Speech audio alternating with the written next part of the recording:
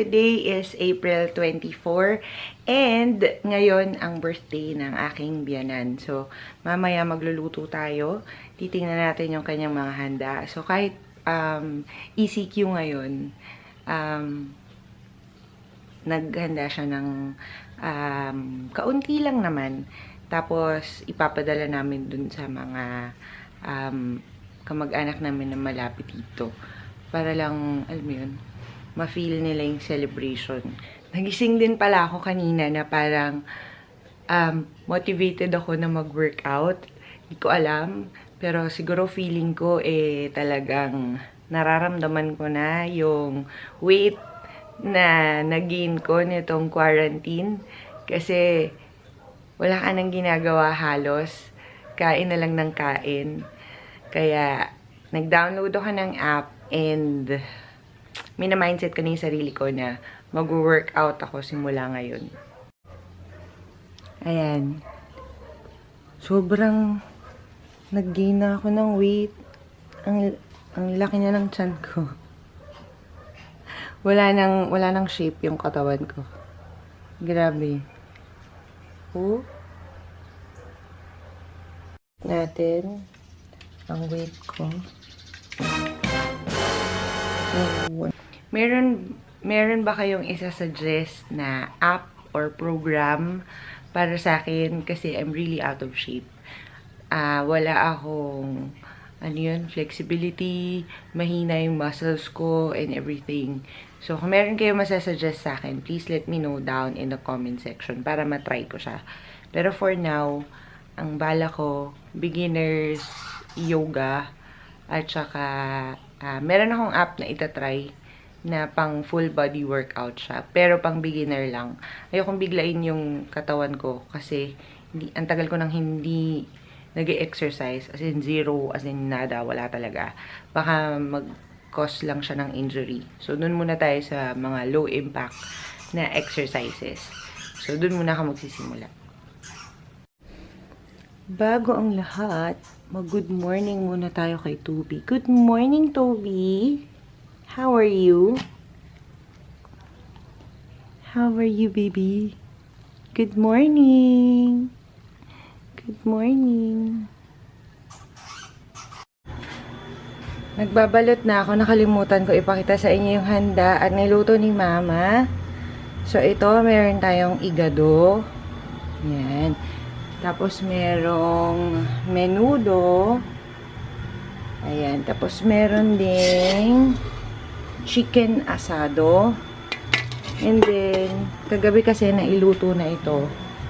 Ilagay lang sa ref. Meron tayong ayan. Laing. Tapos, nagre-request pa siya ng spaghetti. Mamaya, luto natin. Grabe, sobrang init ngayon. Nagkakandamatayan yung hamsters namin. So, dito merong, one, at saka yung natakpan doon, dalawa. Dito may namatay din na takpan na. Ito, yun, patay na siya. Tapos dito din, ayun, may isang namatay. Sobrang init. Nagkakamatayan sila, na heat stroke na sila. So, alisin lang namin yung mga patay. Tapos, lilinisin namin tong kanilang mga bins.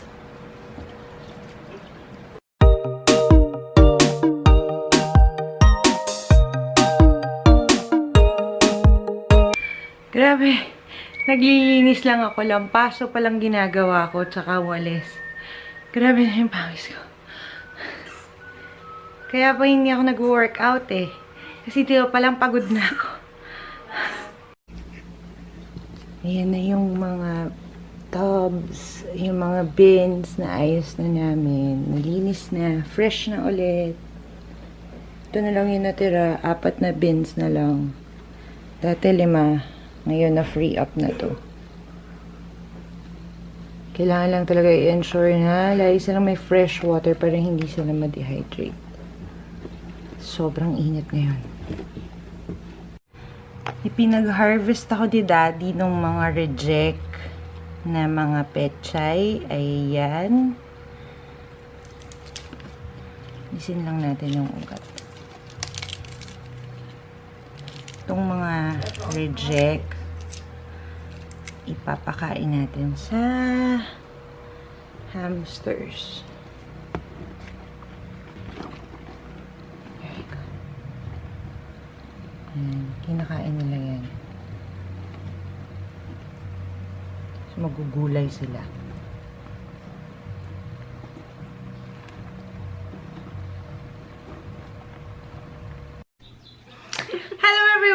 So, for today, we will do an unboxing, but not an ordinary unboxing. Kasi, ang i-unbox natin ngayon ay yung very first kalimba namin ni ate. Yee! Just arrived! It's right here. It's open. Ate, you do the honors. Cut the top. Careful.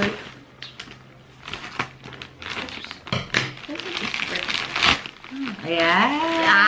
So, meron siyang, what do you call this? Yung bubble wrap. Naka-bubble wrap siya. Pero medyo manipis yung bubble wrap. Sige, open na natin.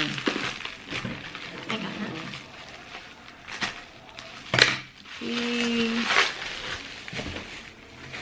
Dito. Excited ka na ba, ate? Yes. Sige, diretso mo na. Ganun.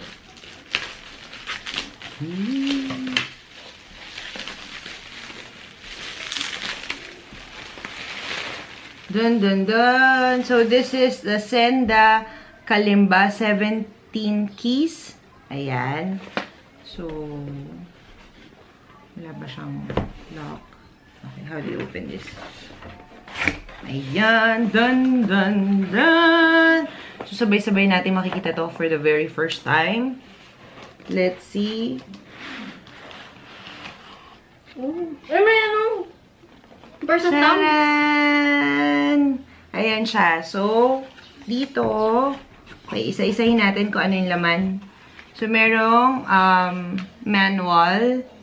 Ayan, okay. Good thing, English siya. May mga tabs, basic tabs na pwedeng aralin.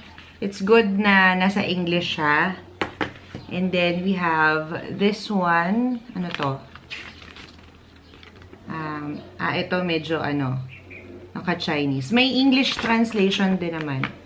Mga basic tuning, ganyan. At saka yung kasama. Maintenance. Para sa then, thumbs. okay. Meron tayong stickers dito. Ayan. So, ito yung stickers ng keys. Tapos, ito yung stickers nung para sa tines. So, meron pa isa yun. Green and red.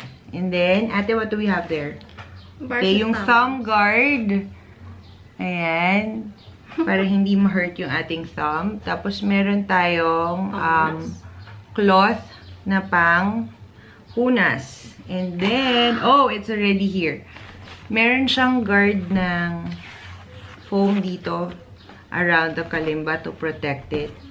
And, nandito rin yung tuning hammer. Ayan.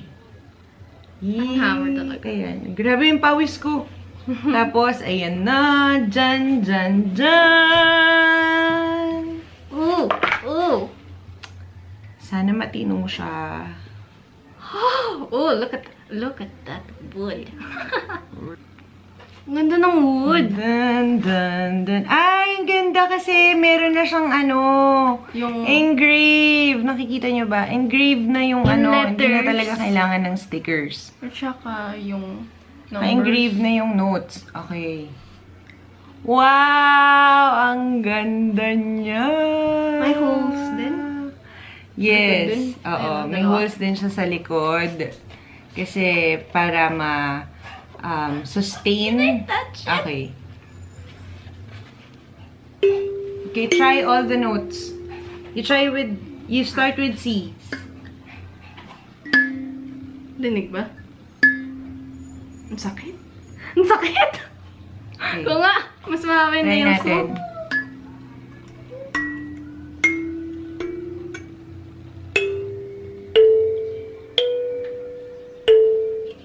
Ha? Ha?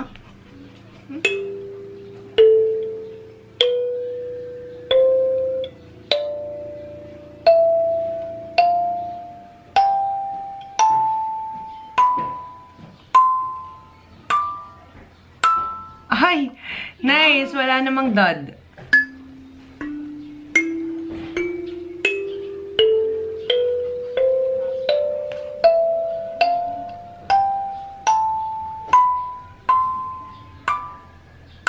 Yay! Lahat ng times nag-work!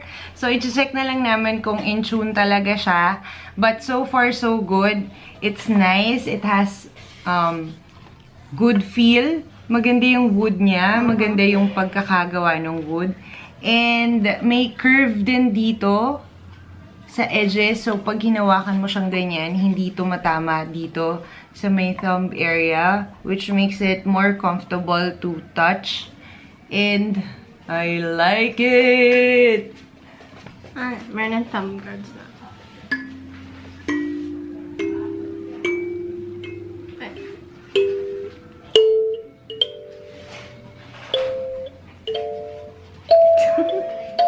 Grabe yung pawis ko.